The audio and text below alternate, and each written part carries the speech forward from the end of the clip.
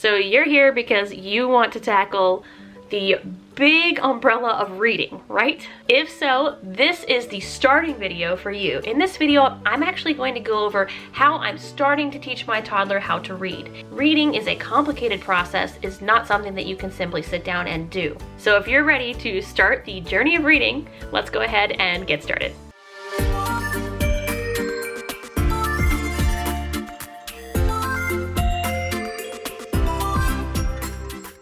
If you're new here, hi, welcome. My name is Jenny. I am a certified teacher, doctoral student, and mom to two girls, Alice, who is my 3-year-old, and Mina, who is my 18-month-old.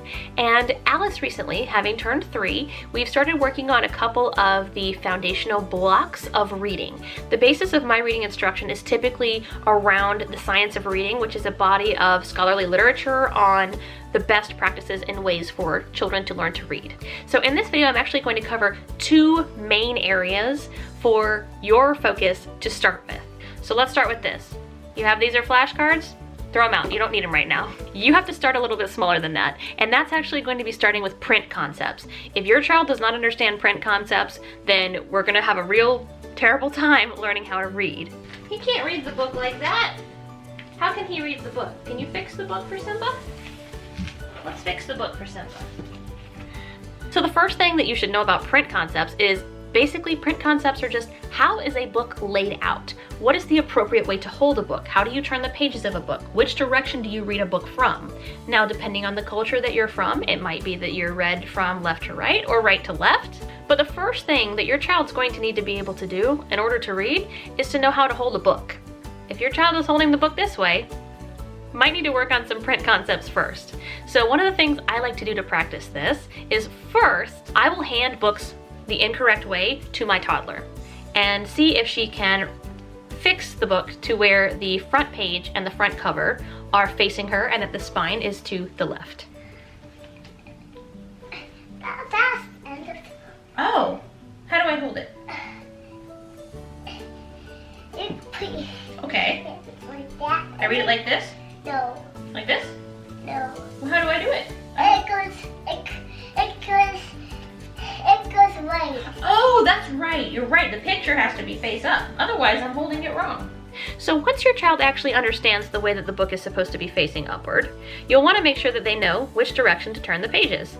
So they should be turning the pages in this direction if you are reading in most Western nations, and not from the back. So even if the book is upright, they need to be able to turn the pages in the proper direction. Simba's at the back of the book. There we go. You put it out for Simba. There. Uh-oh. There, you got it. Part of that is going to be a fine motor skill, which is something that they should have already been able to do, which is practice turning the pages of a book.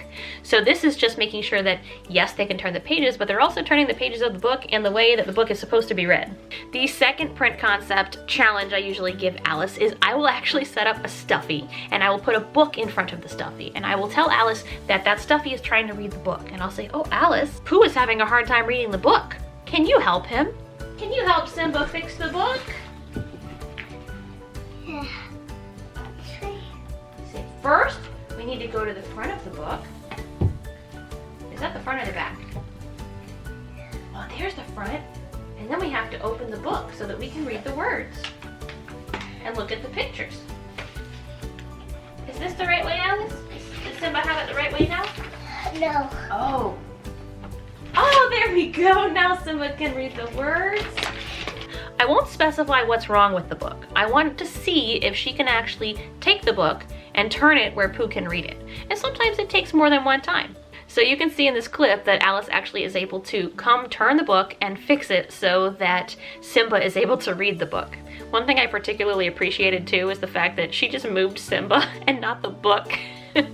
I thought that was really funny that she did that. But as you can see, she's able to orient the book in the proper direction, and she's able to make sure that the pages are turned in the right direction. The last print concept idea I wanted to mention for ways that you can practice the print concepts is I will ask Alice to bring me a book that we will read together. And so she'll bring me a book, and then I will hold it incorrectly. And I will say, okay, I'm ready to read.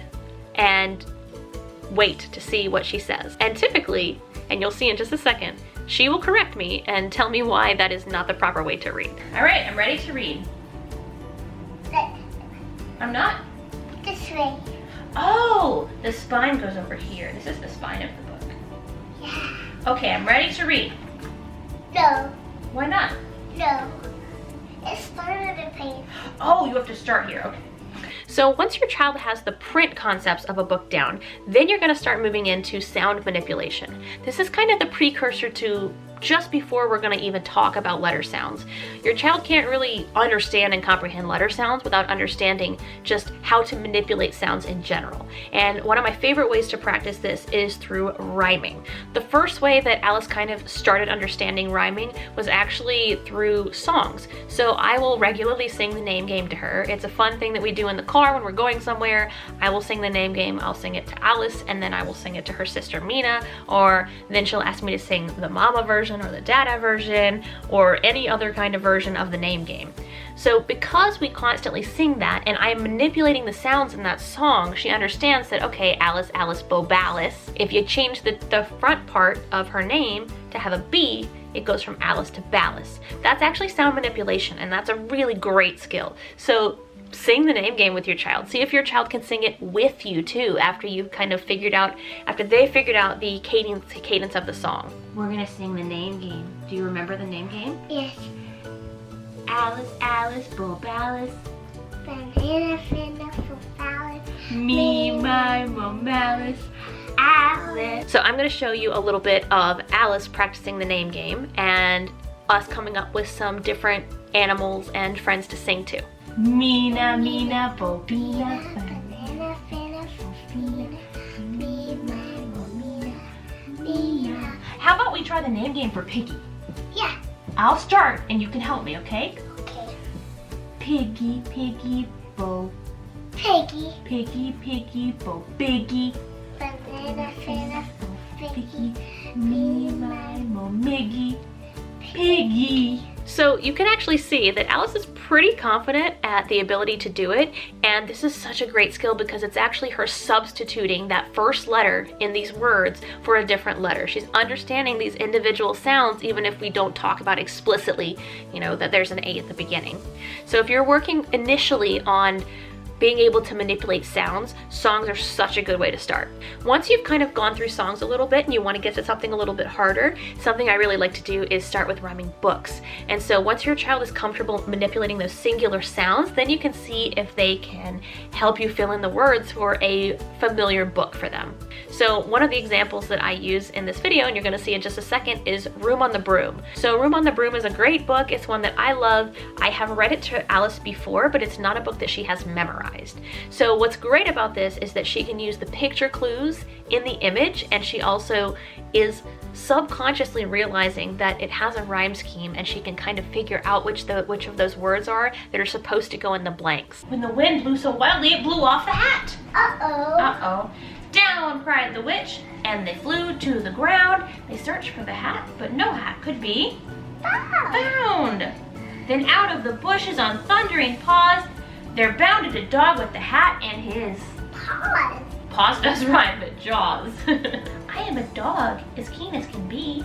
Is there room on the broom for a dog like me? So you can see she's kind of figuring out which words she needs to put next to the other rhyming word. Now this doesn't work out every single time, especially if it's an abstract word that she might not be as familiar with, and that's completely okay. What's important here is that she's able to insert possible logical words that could fit there, even if they're not the right answer. So once your child's actually gone through and been able to manipulate some rhyming sounds through songs and through books, then we can finally talk a little bit about sounds. Now, just because we're talking about sounds doesn't mean your child needs to necessarily identify letters yet, because honestly, that's not the focus right now. The focus is I can hear and understand the sounds that I'm hearing and how they connect to other sounds. So one of the examples you're gonna see in just a second is Alice and I playing basically with the letter B. So I make the sound B for her, and we figure out things that start with B, but I don't say what starts with B, because that really doesn't matter at this point. I want her to understand the sound, the B sound, and words that have that B sound at the start. So what's this animal right here? A bear. A bear.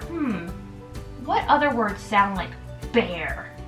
Well, that's what bear says, but the word bear, What else starts with B, B, B? Baseball. Baseball? That's right. Baseball. Baseball. Baseball. Beach ball. B, B, B. Bed. Bed, yes. B, B, B. Blanket. Blanket, that's right. B, B, B. What other words do I hear? B, B, B. Ball. Ball. I hear ball. We can always look at books too to see what else sounds like B. Oh, I found another one. What on this book sounds like B, B, B? Bird. Bird, that's right. So instead of talking about letters, just the letters, I want you to focus on the sounds. Start with the sounds. So I would give Alice examples and say, ooh, B, B, bat. Ooh, let's see, what other words do have that B sound? Ooh, ball. And you can use manipulatives too to show them things. So start with those pieces. The sound manipulation is key in order to even get to the point where figuring out letter sounds is going to be beneficial. It's more about recognizing that there are individual sounds in words. That is the first foundational block that your children must understand before they're going to be successful readers. So I hope this video was helpful for you in knowing where to start with reading and learning how to read. Memorizing letters is not it, so don't start there. We're going to get to that part. We're going to get to where you're going to actually work with letters in the next video, but in this one, the main focus should be that sound manipulation, playing with words, and print concepts. I hope this video was helpful for you in figuring out where to start with teaching your child to read, and I highly encourage you to check out some of the books that I mentioned because they are fabulous, great learning books and some of my favorites to read to my child. If you like this video, make sure to subscribe so that you can see the rest in the series when I put it up as I teach my daughter Alice to read, and I appreciate you watching. Take care.